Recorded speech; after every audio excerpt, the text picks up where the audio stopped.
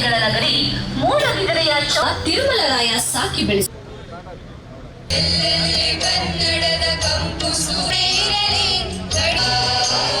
ಮಂಗಳೂರು ಇಲ್ಲಿನ ವಿದ್ಯಾರ್ಥಿ ರಾಷ್ಟ್ರಗೀತೆಯು ಮೂಡಿ ಬರುತ್ತದೆ. ಎಲ್ಲರೂ ಎದ್ದು ನಿಲ್ಲೋಣ.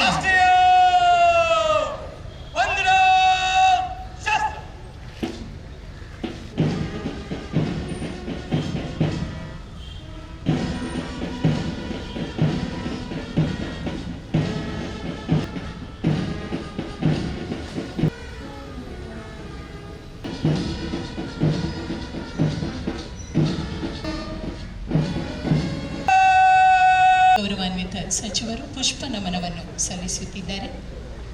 ಗೀತೆ ಶಿಷ್ಟಾಚಾರದಂತೆ ನಾವೆಲ್ಲರೂ ಎದ್ದು ನಿಂತು ಜಯ ಹೇ ಕರ್ನಾಟಕ ಮಾತೆ, ಜಯ ಸುಂದರ ನದಿ ವನಗಳ ನಾಡೆ, ಜಯ ಹೇ ರಸ ಋಷಿಗಳ ಬೀಡೆ, ಭೂದೇವಿಯ ಮಕುಟದ ನವಮಣಿಯೇ, ಗಂಧದ ಚಂದದ ಹೊನ್ನಿನ ಗಣಿಯೇ, ರಾಘವ ಮಧುಸೂದನರವತರಿಸಿದ ಭಾರತ ಜನನಿಯ ತನುಜಾತೆ, ಜನನಿಯ ಜೋಗುಳ ವೇದದ ಘೋಷ, ಜನನಿಗೆ ಜೀವವು ನಿನ್ನಾವೇಶ, ಹಸುರಿನ ಗಿರಿಗಳ ಸಾಲೆ, ನಿನ್ನಯ ಕೊರಳಿನ ಮಾಲೆ, ಕಪಿಲ ಪತಂತನು ಜಾತೆ, ಶಂಕರ ರಮ ದಿವ್ಯಾರಣ್ಯ, ರಂಗ ಷಡಕ್ಷರಿ ಪೊನ್ನ, ಪಂಪಲ ಕುಮಿಪತಿ ಚೆನ್ನ, ರಾಮಾನಂದ ಕಬೀರರ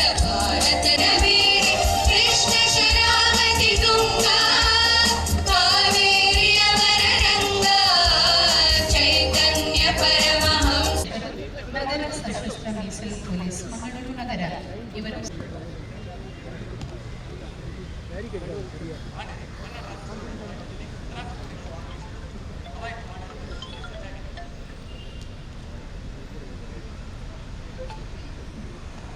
ಒಟ್ಟು 16 ತುಕಡಿಗಳು ಭಾಗವಹಿಸಿರುವ ಈ ಕವಾಯತಿನಲ್ಲಿ ಕ್ರಮಬದ್ಧವಾದ ಪದವಿನ್ಯಾಸವಿದ್ದು, ಕವಾಯತಿನ ಗೌರವ ರಕ್ಷೆಯು ತಮ್ಮ ನಿರೀಕ್ಷಣೆಗೆ ಸಜ್ಜಾಗಿ ಕವಾಯತಿನ ಪರಿವೀಕ್ಷಣೆಗಾಗಿ ತೆರಳುತ್ತಿದ್ದಾರೆ. ಮೊದಲ ತಂಡ ಕರ್ನಾಟಕ ರಾಜ್ಯ ಮೀಸಲು ಪೊಲೀಸರನ್ನು ಶ್ರೀ ಬಸವರಾಜ ಎಸ್ ಮೀಸಲು ಉಪನಿರೀಕ್ಷಕರು ವಂದನೆ ಸಲ್ಲಿಸಿದ್ದಾರೆ. ಪೊಲೀಸ್ ವಾದ್ಯ ವೃಂದದಿಂದ ಗೌರವವನ್ನು ಸ್ವೀಕರಿಸಿ ಮಂಗಳೂರು ನಗರ ಸಂಚಾರಿ ಪೊಲೀಸರ ತಂಡಗೊಂಡಿದ್ದು ಗೌರವಾನ್ವಿತ ಅತಿಥಿಯವರಿಗೆ ಗೌರವವನ್ನು ಸಲ್ಲಿಸಿದ್ದಾರೆ.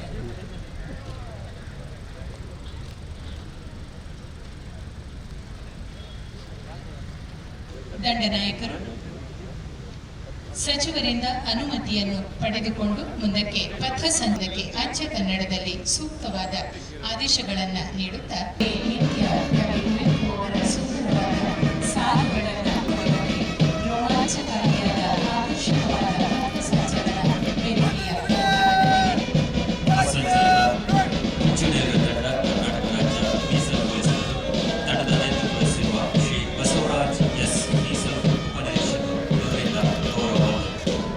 ಎರಡನೇ ತಂಡ ಮಂಗಳೂರು ನಗರ ಸಶಸ್ತ್ರ ಮೀಸಲು ಪೊಲೀಸರದು ನಾಯಕರಾದ ಶ್ರೀ ಮಂಜುನಾಥ ಕರುಷಿ, ಮೀಸಲು ಉಪನಿರೀಕ್ಷಕರು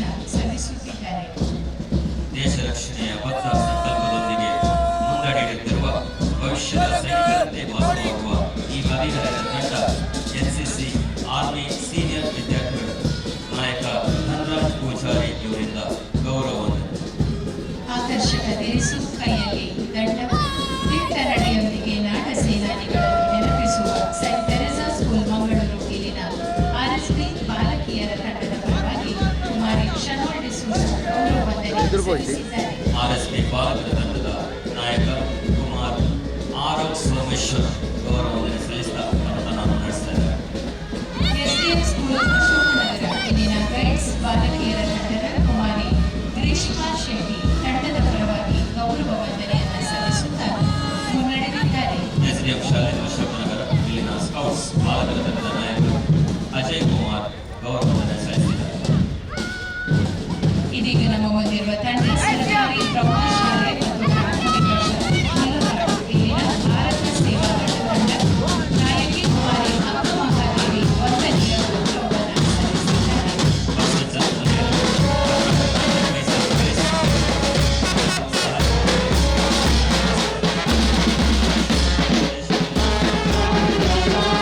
ವಿಧಾನಸಭಾ ಸದಸ್ಯರುಗಳೇ, ವಿಧಾನ ಪರಿಷತ್ತಿನ ಸದಸ್ಯರುಗಳೇ, ಜನಪ್ರತಿನಿಧಿಗಳೇ, ಅಧಿಕಾರಿ ವರ್ಗದವರೇ, ಶಾಲಾ ವಿದ್ಯಾರ್ಥಿಗಳೇ, ಕನ್ನಡಾಭಿಮಾನಿಗಳೇ, ಮಾಧ್ಯಮದ ಸ್ನೇಹಿತರೆ ಹಾಗೂ ಜಿಲ್ಲೆಯ ಸಮಸ್ತ ಬಂಧುಗಳೇ, ತಮ್ಮೆಲ್ಲರಿಗೂ ಕರ್ನಾಟಕ ರಾಜ್ಯೋತ್ಸವದ ಆರ್ಥಿಕ ಶುಭಾಶಯಗಳು.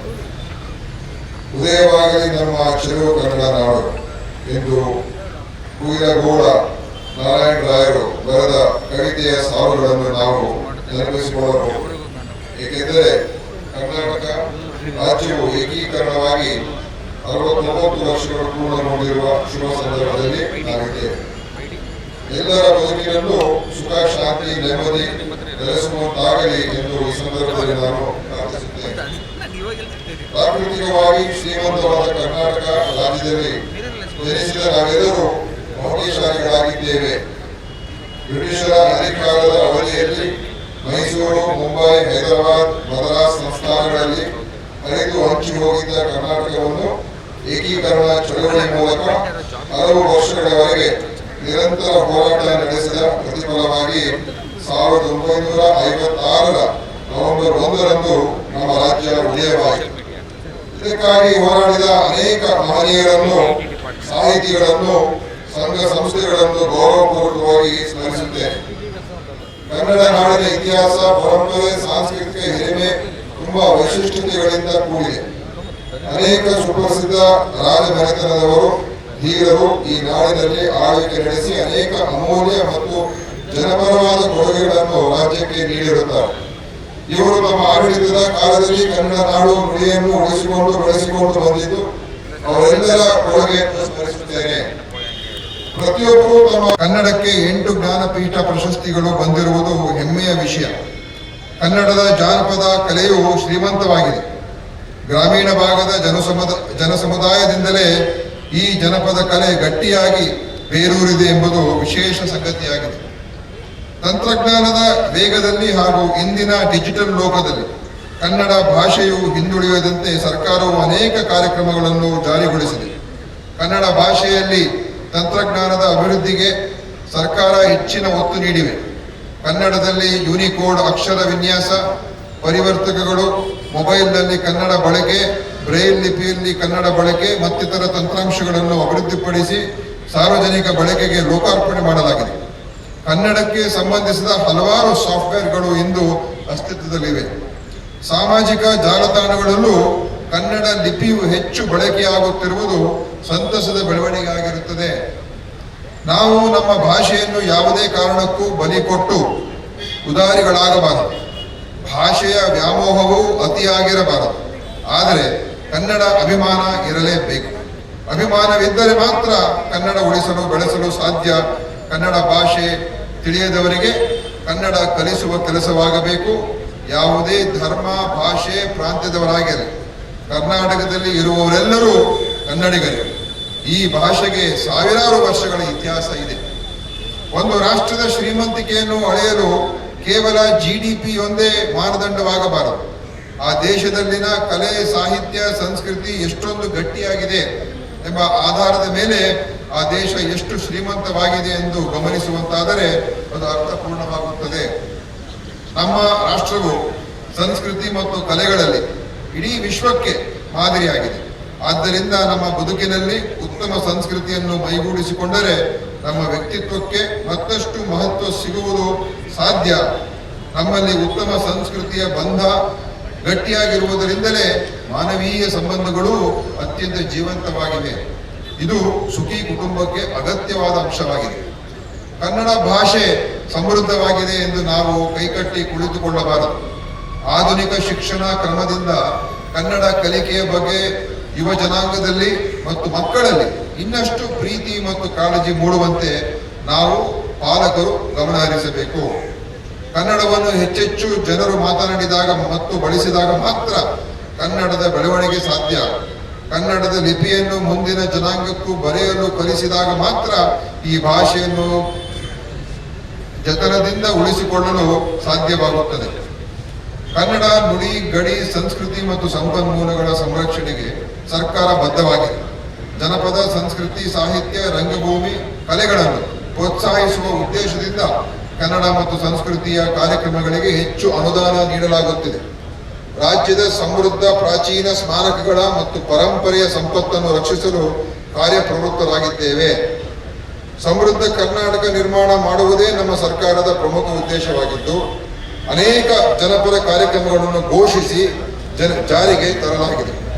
ಏಕೀಕೃತ ಕರ್ನಾಟಕ ರಾಜ್ಯ ಉದಯವಾಗಿನಿಂದಲೂ ಕೇಳಿ ಬರುತ್ತಿದ್ದ ಪ್ರಾದೇಶಿಕ ಅಸಮತೋಲನದ ಕೂಗನ್ನು ನಿವಾರಿಸಲು ನಾವು ಸಾಕಷ್ಟು ಶ್ರಮ ವಹಿಸುತ್ತಿದ್ದೇವೆ. ಆಡಳಿತವನ್ನು ಜನಸಾಮಾನ್ಯರತ್ತ ಕೊಂಡೊಯ್ದು ಅವರಲ್ಲಿ ಸಂತೃಪ್ತಿಯನ್ನು ಮೂಡಿಸಲು ಕರ್ನಾಟಕ ಸರ್ಕಾರ ಬದ್ಧವಾಗಿದೆ. ಪರಿಶಿಷ್ಟ ಜನಾಂಗ, ಹಿಂದುಳಿದವರು, ಅಲ್ಪಸಂಖ್ಯಾತರು, ಮಹಿಳೆಯರು, ರೈತರು, ವಿಶೇಷವಾಗಿ ದುರ್ಬಲರು ಮತ್ತು ಕೃಷಿ ಕಾರ್ಮಿಕರ ಕಲ್ಯಾಣಕ್ಕಾಗಿ ಹೆಚ್ಚಿನ ಪ್ರಾಮುಖ್ಯತೆಯನ್ನು ನೀಡಿದ್ದು ಪ್ರತಿಯೊಬ್ಬರಲ್ಲಿಯೂ ಹರ್ಷವನ್ನು ತಂದಿದೆ. ರಾಜ್ಯದ ಬಹುತೇಕ ಜನರು ಇಂದು ಸರ್ಕಾರದ ಒಂದಿಲ್ಲ ಒಂದು ಯೋಜನೆಯಲ್ಲಿ ನೇರ ಫಲಾನುಭವಿಗಳಾಗಿ ಪ್ರಯೋಜನ ಪಡೆಯುತ್ತಿದ್ದಾರೆ. ರಾಜ್ಯ ಸರ್ಕಾರವು ಗ್ಯಾರಂಟಿ ಯೋಜನೆಗಳನ್ನು ಜಾರಿಗೆ ತರುವ ಮೂಲಕ ಸುಖಿ ರಾಜ್ಯ ನಿರ್ಮಿಸುವತ್ತ ದಿಟ್ಟ ಹೆಜ್ಜೆಗಳಲ್ಲಿ ಇಟ್ಟಿದ್ದೇವೆ.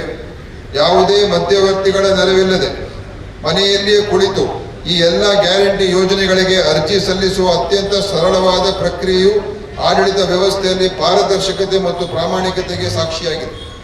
ಆ ಮೂಲಕ ಜನಸಾಮಾನ್ಯರ ಮನೆ ಬಾಗಿಲಿಗೆ ಗ್ಯಾರಂಟಿ ಯೋಜನೆಗಳು ಸರಾಗವಾಗಿ ತಲುಪಿವೆ. ಆರ್ಥಿಕ ಸಶಕ್ತತೆ ಮತ್ತು ಮಹಿಳಾ ಸಬಲೀಕರಣದ ಮೂಲಕ ರಾಜ್ಯದ ಜನರು ನೆಮ್ಮದಿ, ಘನತೆ ಮತ್ತು ಗೌರವದಿಂದ ಜೀವನ ಸಾಗಿಸುತ್ತಿರುವುದು ಪ್ರಚಲಿತ ಜಗತ್ತಿನ ಮಹತ್ತರ ವಿದ್ಯಮಾನವಾಗಿದೆ. ದಕ್ಷಿಣ ಕನ್ನಡ ಜಿಲ್ಲೆಯಲ್ಲಿ 5.51 ಲಕ್ಷ ಫಲಾನುಭವಿಗಳು ಸೌಲಭ್ಯ ಪಡೆಯುತ್ತಿದ್ದು ಇದುವರೆಗೆ 789 ಕೋಟಿ ರೂಪಾಯಿ ಮೊತ್ತವನ್ನು ರಾಜ್ಯ ಸರ್ಕಾರ ಪಾವತಿಸಿದೆ. ಶಕ್ತಿ ಯೋಜನೆ ಅಡಿ ದಕ್ಷಿಣ ಕನ್ನಡ ಜಿಲ್ಲೆಯ ವ್ಯಾಪ್ತಿಯಲ್ಲಿ 11.01 ಕೋಟಿ ಮಹಿಳಾ ಪ್ರಯಾಣಿಕರು ಸದುಪಯೋಗವನ್ನು ಪಡೆದುಕೊಂಡಿದ್ದು ಒಟ್ಟು ಪ್ರಯಾಣ ವೆಚ್ಚ 373 ಕೋಟಿ ರೂಪಾಯಿಗಳಾಗಿರುತ್ತದೆ. ಕುಟುಂಬದ ಯಜಮಾನಿ ಮಹಿಳೆಗೆ ಪ್ರತಿ ತಿಂಗಳು 2,000 ರೂಪಾಯಿ ನೀಡುವ ಗೃಹಲಕ್ಷ್ಮಿ ಯೋಜನೆಯಡಿ ಜಿಲ್ಲೆಯಲ್ಲಿ 3.79 ಲಕ್ಷ ಮಹಿಳೆಯರಿಗೆ ಇದುವರೆಗೆ ಒಟ್ಟು 1,377 ಕೋಟಿ ಸಹಾಯಧನ ಮಂಜೂರಾಗಿರುತ್ತದೆ. ಅನ್ನಭಾಗ್ಯ ಯೋಜನೆ ಅಡಿಯಲ್ಲಿ 11.76 ಲಕ್ಷ ಮಂದಿ ಫಲಾನುಭವಿಗಳಿಗೆ ಪ್ರತಿ ಫಲಾನುಭವಿಗೆ ಹೆಚ್ಚುವರಿಯಾಗಿ 5 ಕೆಜಿಯಂತೆ ಉಚಿತವಾಗಿ ಅಕ್ಕಿಯನ್ನು ನೀಡಲಾಗುತ್ತಿದೆ. ಯುವ ನಿಧಿ ಯೋಜನೆಯ 5,283 ಯುವಕ ಯುವತಿಯರಿಗೆ 9.54 ಕೋಟಿ ರೂಪಾಯಿ ಮೊತ್ತದ ಆರ್ಥಿಕ ನೆರವು ನೀಡುವ ಮೂಲಕ ಅವರ ಕಷ್ಟ ಕಾಲದಲ್ಲಿ ಕೈ ಹಿಡಿದು ನೆರವು ನೀಡಿದ ತೃಪ್ತಿ ನಮಗಿದೆ. ಮುಖ್ಯಮಂತ್ರಿಗಳ ಅಮೃತ್ ನಗರೋತ್ಥಾನ ಹಂತ 4 ಯೋಜನೆಯಡಿ ದಕ್ಷಿಣ ಕನ್ನಡ ಜಿಲ್ಲೆಯ 13 ನಗರ ಸ್ಥಳೀಯ ಸಂಸ್ಥೆಗಳಿಗೆ ಒಟ್ಟು 110 ಕೋಟಿ ಮಂಜೂರಾಗಿದ್ದು ಈ ಪೈಕಿ 144 ಕಾಮಗಾರಿಗಳು ಪೂರ್ಣಗೊಂಡಿವೆ. ಬಡ ಜನರಿಗೆ ಅಗ್ಗದ ದರದಲ್ಲಿ ಉಪಹಾರ ಒದಗಿಸುವ ಮಹತ್ವಾಕಾಂಕ್ಷಿ ಇಂದಿರಾ ಕ್ಯಾಂಟೀನ್ ಯೋಜನೆಯಡಿ ಜಿಲ್ಲೆಯಲ್ಲಿ 19 ಕ್ಯಾಂಟೀನ್ಗಳು ಮಂಜೂರಾಗಿವೆ. ಸ್ಥಳೀಯರ ಅವಶ್ಯಕತೆಗೆ ಅನುಗುಣವಾಗಿ ಹೊಸ ಮೆನುವಿನಂತೆ ಆಹಾರ ಸರಬರಾಜು ಮಾಡಲಾಗುತ್ತದೆ. ಹೊಸದಾಗಿ ಇನ್ನೂ 7 ಕ್ಯಾಂಟೀನ್ಗಳನ್ನು ಪ್ರಾರಂಭಿಸುವ ಪ್ರಕ್ರಿಯೆ ನಡೆಯುತ್ತಿದೆ. ಬಡ ಕುಟುಂಬಗಳಿಗೆ ಮನೆ ಒದಗಿಸುವ ಯೋಜನೆಯಲ್ಲಿ ಸ್ವಂತ ನಿವೇಶನದಲ್ಲಿ ಮನೆ ನಿರ್ಮಾಣ ಮಾಡಲು ಈವರೆಗೆ ಜಿಲ್ಲೆಯ ಪಟ್ಟಣ ಪ್ರದೇಶಗಳಲ್ಲಿ 3,549 ಫಲಾನುಭವಿಗಳನ್ನು ಆಯ್ಕೆ ಮಾಡಲಾಗಿದ್ದು ಈ ಪೈಕಿ 2,969 ಮನೆಗಳು ಪೂರ್ಣಗೊಂಡಿವೆ.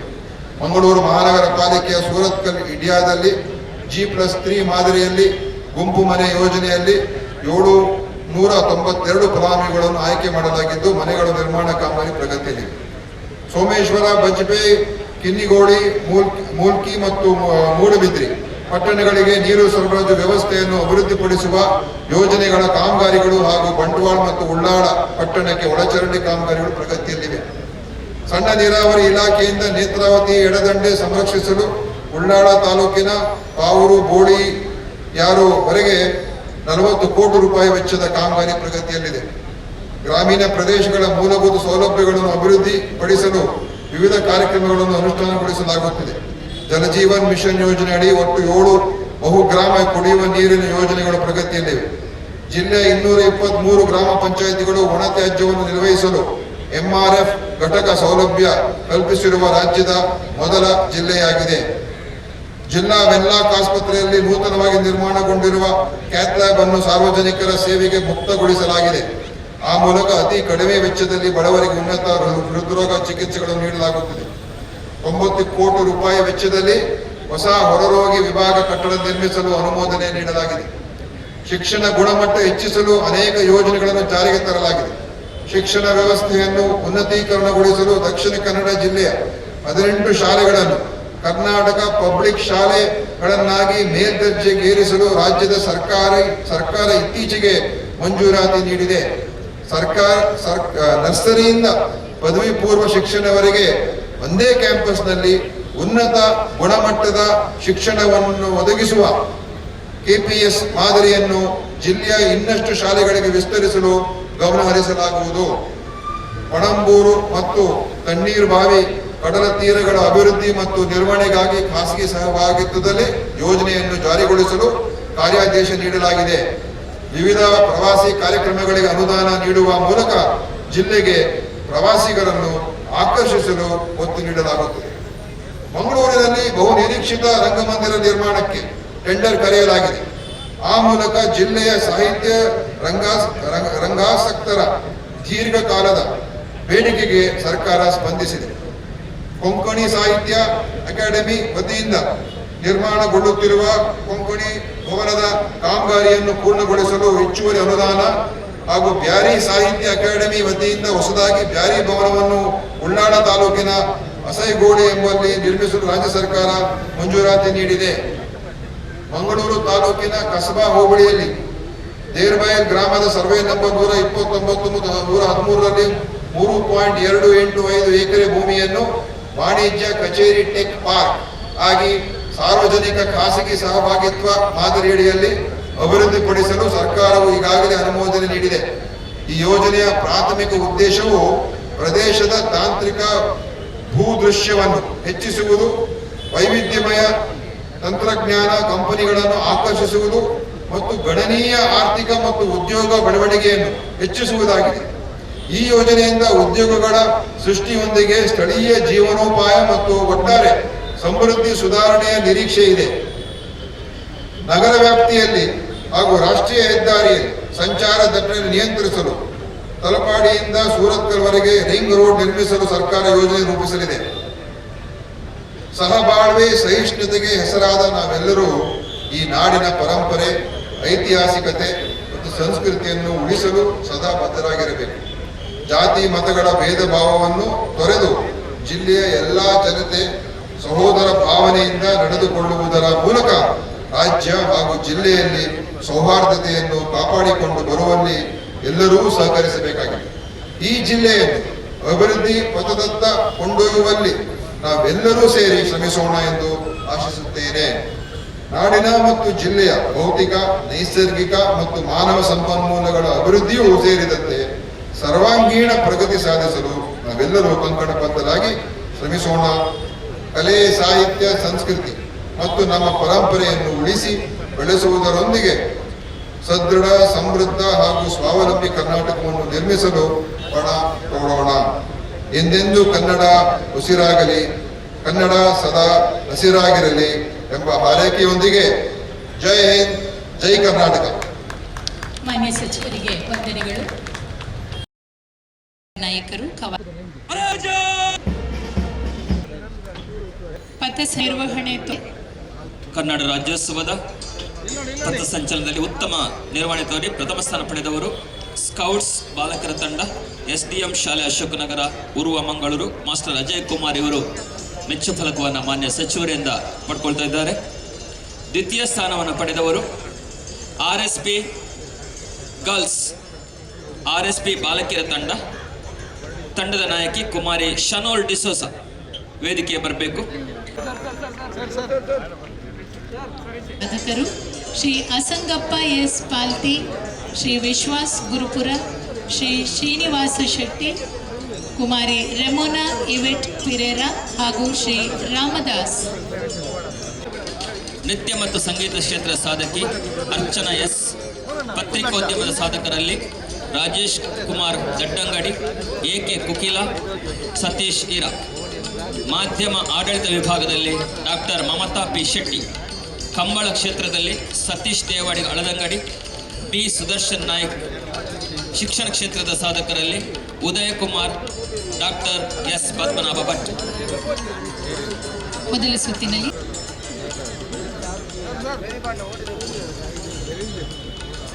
S ವಾಲ್ತಿ, ವಿಶ್ವಾಸ್ ಗುರುಪುರ, ಶ್ರೀನಿವಾಸ ಶೆಟ್ಟಿ, ಕುಮಾರಿ ರೆಮೋನ್, ದಿನೇಶ್ ಕುಮಾರ್. ನೃತ್ಯ ಭಟ್. ಪುರಸ್ಕರಿಸುವ, ಸನ್ಮಾನಿಸುವ, ಅಭಿನಂದಿಸುವ ಪ್ರಕ್ರಿಯೆ ನಡೆಯುತ್ತಿದೆ. ಸಾಧಕರಾದ ಗಂಗಾಧರ ಪೂಜಾರಿ ಅಸಂಗಪ್ಪ. ಕಂಬಳ ಕ್ಷೇತ್ರದಲ್ಲಿ ಸತೀಶ್ ದೇವಾಡಿಗ ಅಳದಂಗಡಿ, B ಸುದರ್ಶನ್ ನಾಯಕ್.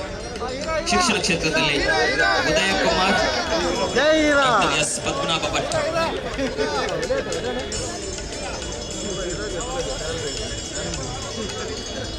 ಮುಂದಿನ ಸನ್ಮಾನಿತರನ್ನು ವೇದಿಕೆ ಬಳಿಗೆ ಆಹ್ವಾನಿಸ್ತಾ ಇದ್ದೇವೆ. ಶಿಕ್ಷಣ ಕ್ಷೇತ್ರದಲ್ಲಿ ಶ್ರೀ ಸಂಸ್ಕೃತಿ, ಕ್ರೀಡೆ, ಶಿಕ್ಷಣ ನಿಮ್ಮೆಲ್ಲರ ಅಭಿನಂದನೆಯ ಚಪ್ಪಾಳೆಯೊಂದಿಗೆ ಗೌರವಿಸುತ್ತಿದ್ದೇವೆ.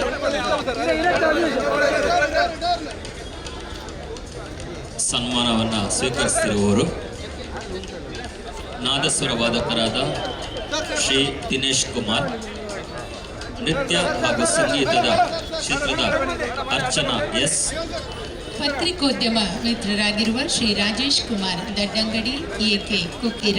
ಮಾಧ್ಯಮ ಆಡಳಿತ ಕ್ಷೇತ್ರದಲ್ಲಿ ಡಾಕ್ಟರ್ ಮಮತಾ P ಶೆಟ್ಟಿ. ಅಭಿಮತ ಟಿವಿಯ ಪ್ರವರ್ತಕರಾಗಿರುವ ಡಾಕ್ಟರ್ ಮಮತಾ P ಶೆಟ್ಟಿ ಅವರೊಂದಿಗೆ ಸತೀಶ್ ದೇವಾಡಿಗ ಅಳದಂಗಡಿ ಹಾಗೂ ಶ್ರೀ B ಸುದರ್ಶನ್ ನಾಯ್ಕ್. ಕಂಬಳ ಕ್ಷೇತ್ರದ ಸಾಧಕರು ಶ್ರೀ ಉದಯ ಕುಮಾರ್ ಮತ್ತು ಡಾಕ್ಟರ್ S ಪದ್ಮನಾಭ ಭಟ್. ಶಿಕ್ಷಣ ಆಮೇಲೊಂದು ಚೋರಾದ ಕರತಾಡನದೊಂದಿಗೆ ಸಾಧಕ. ಸುದ್ದಿ ಚಾನಲ್, ಕ್ಷಣ ಕ್ಷಣದ ಸುದ್ದಿಗಾಗಿ. ಅತ್ತೆ, ಇದು ನನ್ನ ಬರ್ಡೇ ಗಿಫ್ಟ್. ಇದೆಲ್ಲ ಜೀವನದಲ್ಲಿ ನನಗೋಸ್ಕರ ತಗೊಂಡ್ಬಂದಿದ್ದಾರೆ. ನಿನ್ ಮೇಲೆ ತುಂಬಾ ಚೆನ್ನಾಗಿ ಕಾಣುತ್ತೆ. ಇದು ತುಂಬಾ ಚೆನ್ನಾಗಿದೆ ಅಲ್ವಾ? ತುಂಬಾ ಚೆನ್ನಾಗಿದೆ.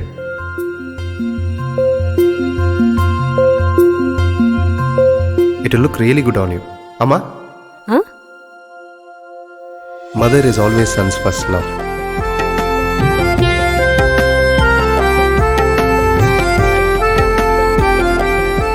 ಪ್ರತಿ ಪೀಳಿಗೆಯ ಪ್ರೀತಿಯ ಮಳಿಗೆ GL ಆಚಾರ್ಯ ಜ್ಯುವೆಲರ್ಸ್.